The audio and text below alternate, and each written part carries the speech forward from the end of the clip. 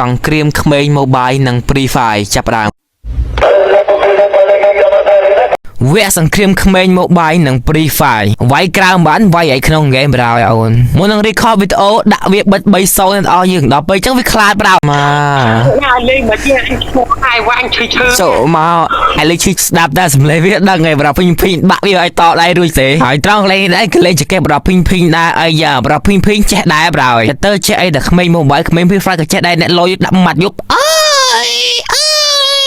ត្រង់កន្លែងនេះដាក់មកសពើចុងក្រោយយកអូ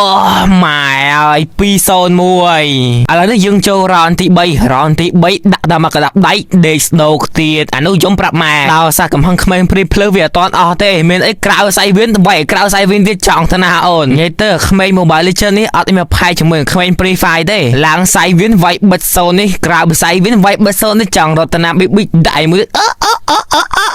ងក់ពេលឡើងគាត់ហើយចាំការនេះសៃវៀនដាក់មកដៃយកបាក់ក្បាលមួយកេងទៅកូនងើបឡើងបងវាយទៀតតាអូនហើយគេព្រមចាញ់ឲ្យដល់យើងគេខំបន្តស៊ូទៀតមេដាក់មកកណ្ដាប់ដៃផ្លាប់ទៀតអូយកេងទៅកូនណាកូនកេងទៅឡើងមកគេវាយទៀតហើយក៏ចាំការទៀតដាក់បិទ3ទៀតប្រោយម៉ែនេះគ្មានតដៃរួចប្រោយរៀង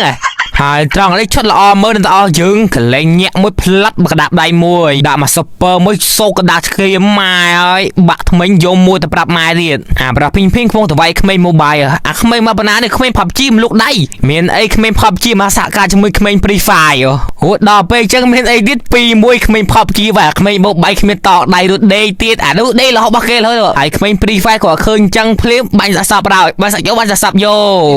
ដល់សារកំហឹងក្មេង Free Fire អសុកចិត្តទេចង់កំចាក់ក្មេង Mobile ក្នុងកណ្ដាប់ដៃណាហូដល់ពេលអញ្ចឹងវាយក្មេង PUBG ម្ដងមើលធ្លាក់អួតទៀតប្រោយហើយទីបំផុតអ្នកដែលឈ្នះគឺថាក្មេង Free Fire 2 vs 1វាយទាំងអស់វាយតែក្មេង Mobile វាយតែក្មេង PUBG វាយទាំងអស់